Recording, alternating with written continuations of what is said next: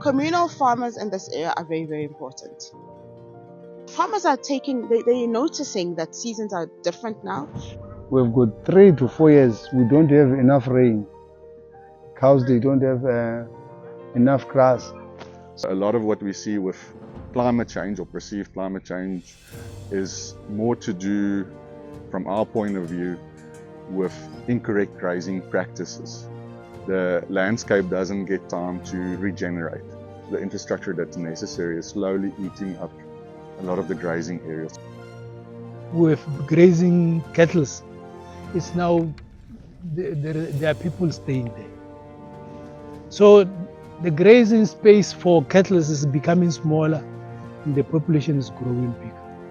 And that's the conversation that we're finding communities, livestock farmers, traditional authority knocking heads.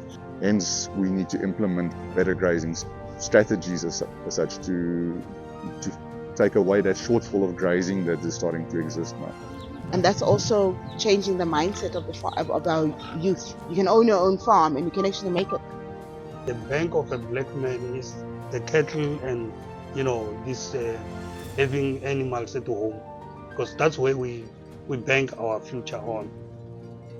Give me a way or work with me so that I can get away. That's how it should be done. Kuya ka me futhi ngakho loko no vona swin'wanyana swa ku va ndzi tatisela to swi fuyana na swirhanda ingaku vongo ndzi nyika neti mi ni tsakisa hi ku landzelela ndzi karhi ni swi buka swi sasekile kutaniwa ingaku vongo ni nyika swin'wana swi tatisa ku durha.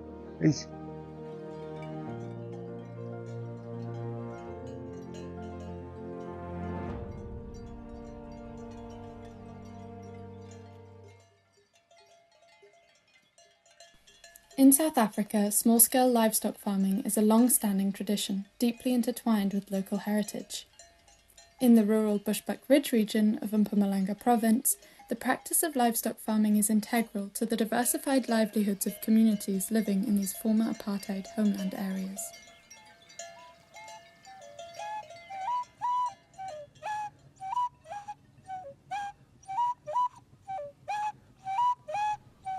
Ndzi tsakisa hi ku homu xi fana na mehe loko ndzi ri na xona ni jabula ngopfu swinene leswaku a ni swi tivi swa ni nga yi vekisa ku yini mara homu ni xi rhandza ngopfu or mbuti or leswaku hinkwaswo swilo swa mehe huku hambi no fuya ndzana u ta yi vona swa ku ni ta yi nesisa ku yini a ni xi fuyana na xi rhandza swinene.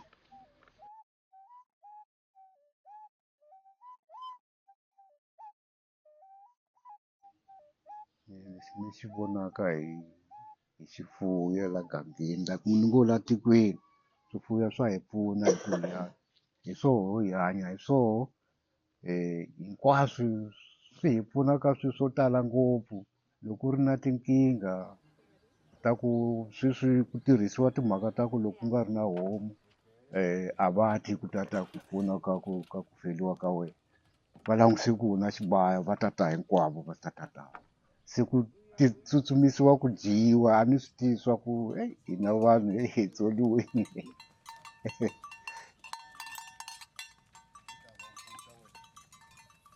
In recent years, livestock has not generated much income for many households, but it continues to be prevalent since it holds such a different and unique value system for the community.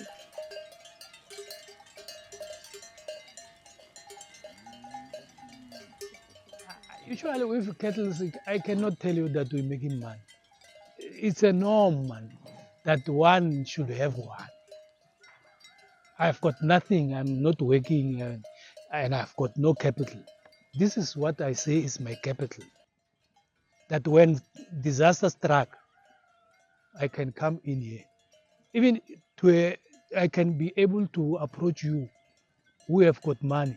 That, look, my man, I've got nothing, I'm looking for this. But I don't have means of paying you back. I've got cattle there at home. If you can help me, I can give you this. That's how it can help you.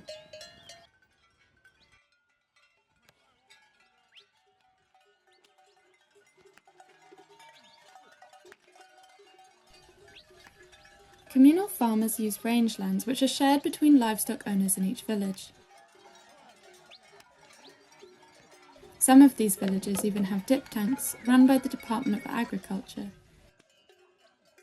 These dip tanks are equipped with antiparasitic solutions, creating a protective barrier against ticks that might carry diseases that are harmful to the cattle.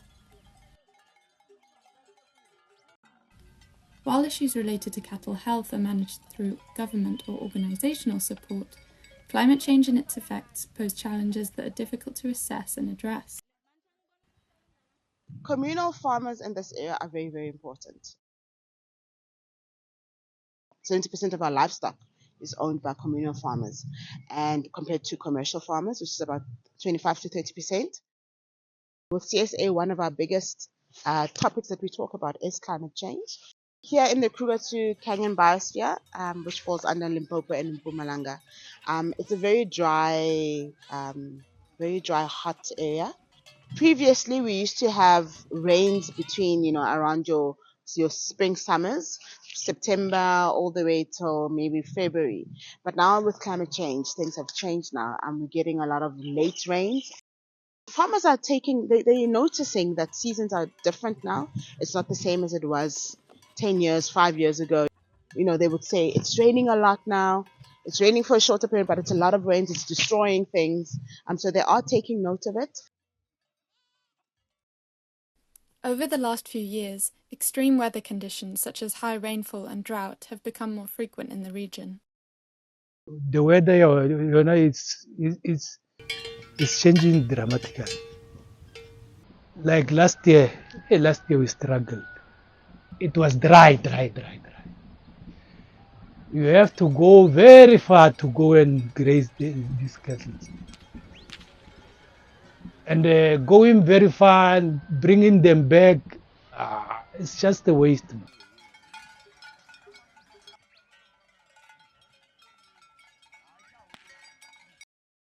The rain is not raining enough. Up until May, the grass is completely dry. It never gets enough time to grow up because these cattle were still eating there, grazing there. Find that we don't have enough grazing land in the camps, so the drought has come like that. We've got 3 to 4 years we don't have enough rain. Once the rain is not raining enough, you'll find that from May or June, we have started to have the problem of the grazing land. Cows, they don't have enough grass. So we used to start to buy grass from the cooperatives to feed the cows because nowhere where you can get grass. What we have found is that in most landscapes in southern Africa, especially sub-Saharan Africa, is the landscape doesn't get time to regenerate. It doesn't get time to rest because the animals go for the best fodder first.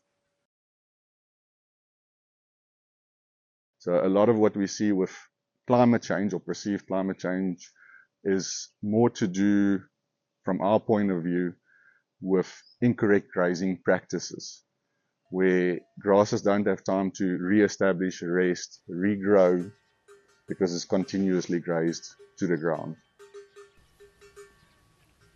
As well as the challenge of the changing climate, the growing village sprawl is making it harder for farmers to care for their cattle and to maintain their livelihoods.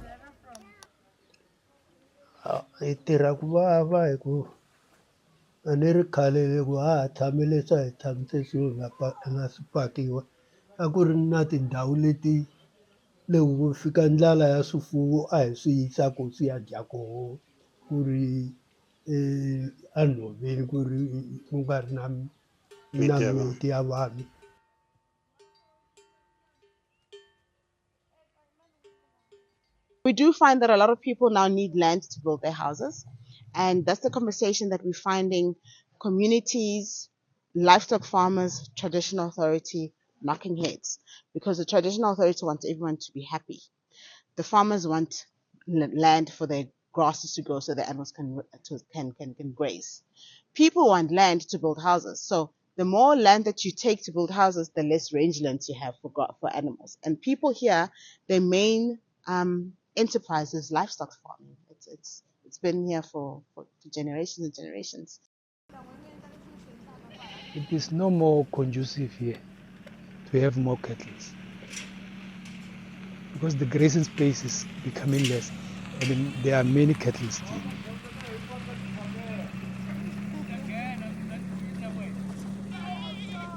And you see, before, man, there was more space for cattle to graze. But right now, you can see the population is growing.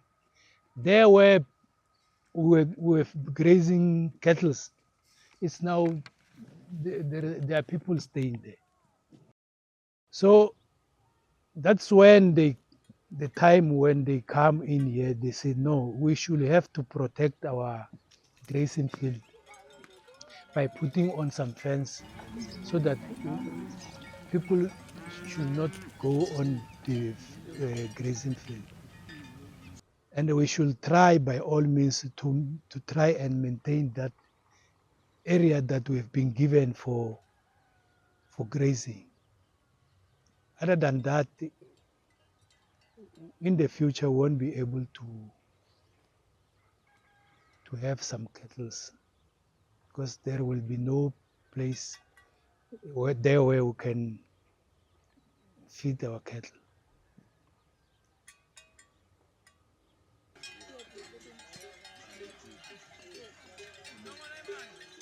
It's a very difficult one because of the constant expansion of the rural areas, and I'm talking about the houses, just the infrastructure around it, the malls, the roads, the infrastructure that's necessary is slowly eating up a lot of the grazing areas, traditional grazing areas. So that's going to get smaller and smaller. There's no two doubts about it because no one wants to be excluded. So what I foresee is that the areas is going to get smaller and smaller. The livestock industry in these rural areas is also going to get smaller and smaller. Not necessarily by animal numbers, but by size. Hence, we need to implement better grazing strategies as such to take away that shortfall of grazing that is starting to exist now. And it's actually getting quite bad in some places, especially in this area. There's almost 2 million people, I think, living in this area, which is a hell of a lot of people. Cattle-wise, I think there's 80,000 cattle left in this area, and it's going to decline every year. I don't see long-term that it will grow, because there's no space to grow. But it can be managed better, and it can still support quite a substantial number of families as such. Hi ku hleketa ka mehe leswi ndzi vonisaka swona loko a va ku yo kuma vanhu lava va nga hi endlelaka swilo swa hina swa ku swi kota ku swi hlanganisa, tiko ra hina ri ta va kahle ngopfu. Swa ku fana na tinkambu kumbe yini tinkambu letiwa ti endliwaka, vo onhetela vanhu a na ha swi tivi swa ku se hi ta makisa ku yini.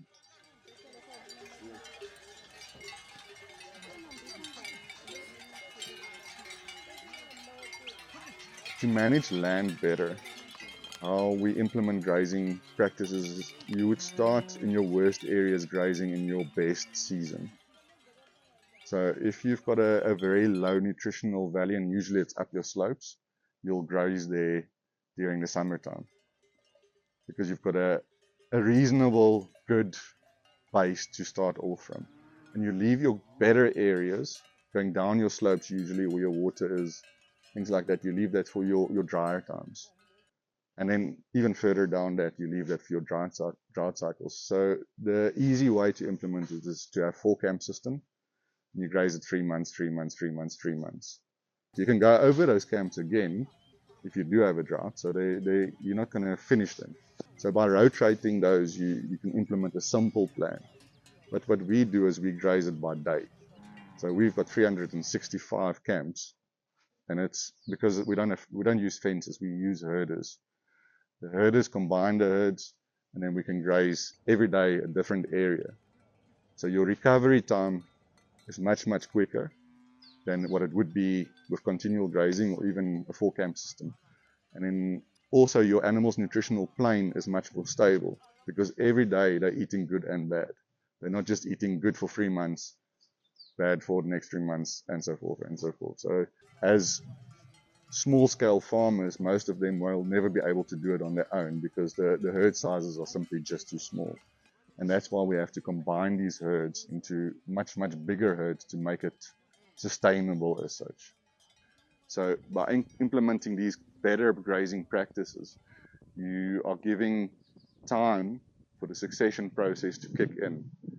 And also the animals have a more consistent base to feed from, a more consistent nutritional plane to feed from. So their body condition is much more stable going into any season, for that matter. It doesn't matter if there's a drought or if it's a good year or a bad year. Your good years, you build fodder for your bad years.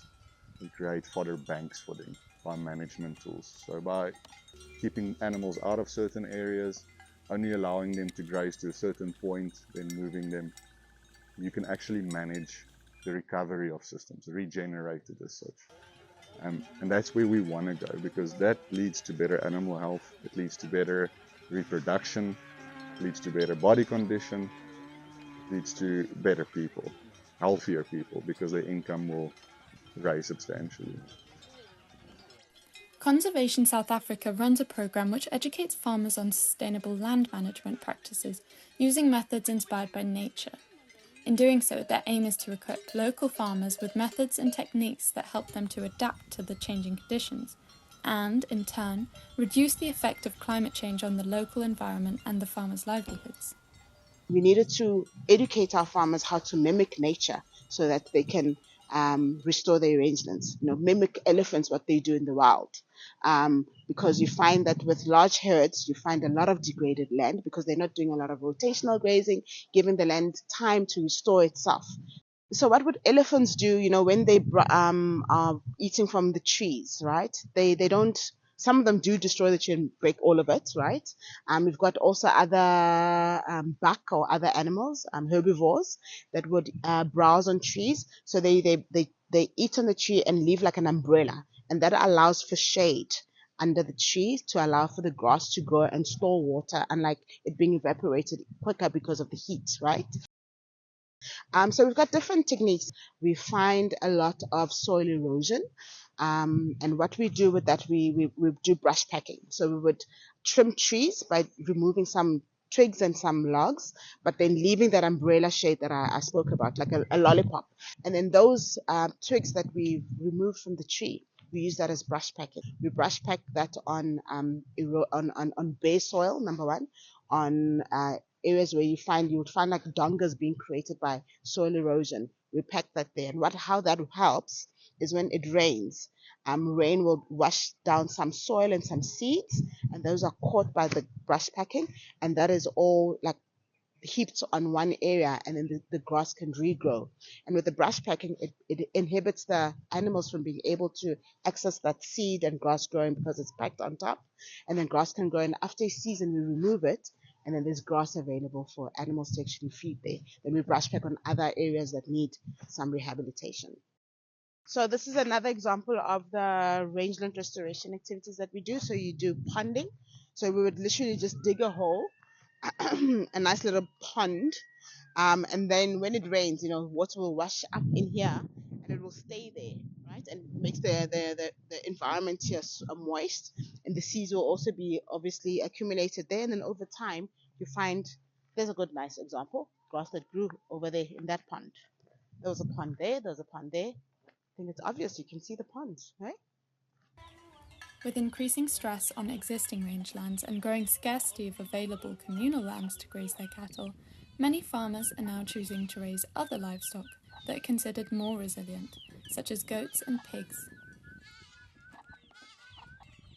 Goats, like I'm telling you, they've got this small belly. Even if there is no grass, goats can survive with branches of these trees. If you want them to stay well, you just supplement them. If you supplement them, they will just become beautiful. If you can sell 10 goats, you've got beautiful money. And goats are going like bread, man. Goats. If you can, I can just say I'm selling 10 goats, they will go before this weekend. Traditionally, cattle farming is considered to be a male profession. The women in the community tend to own goats and pigs, as they are considered to be easier to maintain. But this comes with its own set of challenges.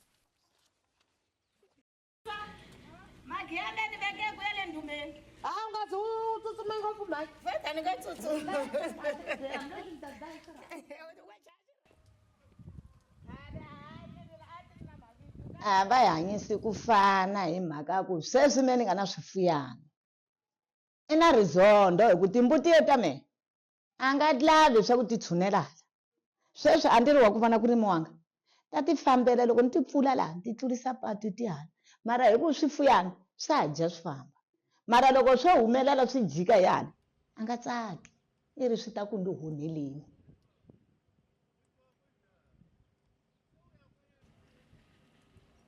Se ni kombela ku voho loko i nge leswi ni ngo vulavulaka ni ku ta swo huma swi famba swi ya kun'wana ni kombela swa ku a va tshiki a mbili ya lunya hi ku mbuti ya pfuna ka munhu ka hina hi xintu. Many young people are leaving rural areas to find work in cities. So, to maintain the historical practice of livestock farming and to promote sustainable practices, it's important for the younger generation to engage in both traditional practices and in new innovations. The looming question of how to encourage the youth into farming weighs heavily on these rural communities. This generation, the youth is too busy. Yeah, they don't have time for livestock. Yeah. No, farming is an investment. The younger generation must know how to do farming because it's an investment for the coming generation, their child, their grandchild. So you must always have livestock. Or if you pass away, you have to leave them with your livestock to take care of them. The bigger perception with most rural youth is that it's not a job that they want to do. They don't want to be involved with livestock farming because their parents did it. They see it as a lower level job. They want better jobs, and I understand that as well. But with some of the programs that we're implementing, we're taking people and we're building them into a profession. So instead of saying you're just a herder, we send them for proper training. They get a proper national qualification afterwards, which they can use going forward. So they become a livestock technician as such. They know the grazing principles, animal health, nutrition, the environment which they should be in, how to manage the animals, how to implement grazing plans. So they're not just guys chasing cattle around anymore. If I compare it to, let's say 15 years ago, whatever, not a lot of people knew that there was careers in agriculture, right? They saw it a lot as one of those jobs that you just end up there because you need a job. Someone just hired you to look after animals, you're a herder, whatever. There wasn't any respect for those kind of jobs. But as time goes, I think the universities and government has done a good job in marketing the careers and showcasing that there's science, there's research, there's biotechnology, there's all these things that are part of agriculture. So you're seeing a lot of youth now being very interested. The schools themselves have a module, or is it a subject that they do at school that is agriculture, and that's also changing the mindset of our youth. Now they're seeing that you can work for such organizations or companies, and you can own your own farm and you can actually make it.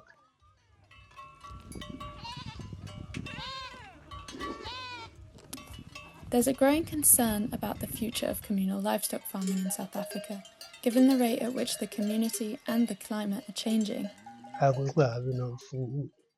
He's saying leswi a hi va byela swona va ku ta va na vufuwi bya kahle hi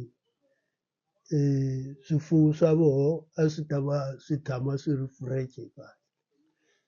he say he's not hopeful. If things are like this, we don't see the future of farming flourishing well if they don't want to take the guidance and advices that they get to do farming well so that their cattle can be fed and well preserved. So if they don't follow the guidance and instruction like that, I don't see the future going very well.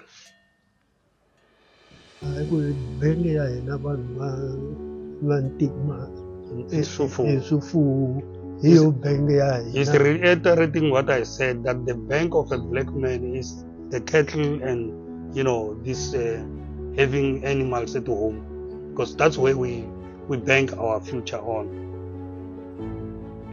If you want to have cattle, you can make a living, man. If you are creative. By creative, I mean that probe all these doors. Go and talk to them, to the agriculture people. I've got, especially if you have got quality and beautiful cattle. No, I won't be afraid to go and talk to them. Here are my cattle. I want to take them to the auction. Give me a way, or work with me so that I can get away. That's how it should be done. But with me right now, I'm powerless. I've got too much in my hands. I don't have that time of doing. It needs someone who still have got the guts to face this. Leswi nga va dyondzisaka ku vulavula ku a ku fuya swi endla yini, a ku fuya a mfuyi loko u yi fuyini i nkokelo wa ku i rifumo ra wena, i ku ganya hambi ri ri swin'wana swa njhanga i ku ganya, i rifumo ra wena loko u fuyini.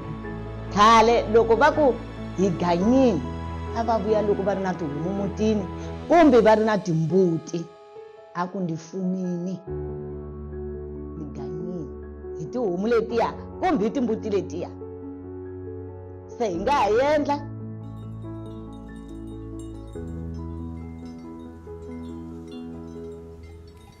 Many organisations are working towards building the resilience of the local communities through livestock farming, considering how cattle and livestock remain vital to the identity of the people here. Ku ya ka mehe futhi ngaku loko a no vona swin'wanyana swa ku va ndzi tatisela to swi fuyana na swi rhandza ingaku vo ngo ndzi nyika neti me ni tsakisa hi ku landzelela ndzi karhi ni swi vona swi sasekile kutaniwa ingaku vo ngo ni nyika swin'wana swi tatisa ku tlula.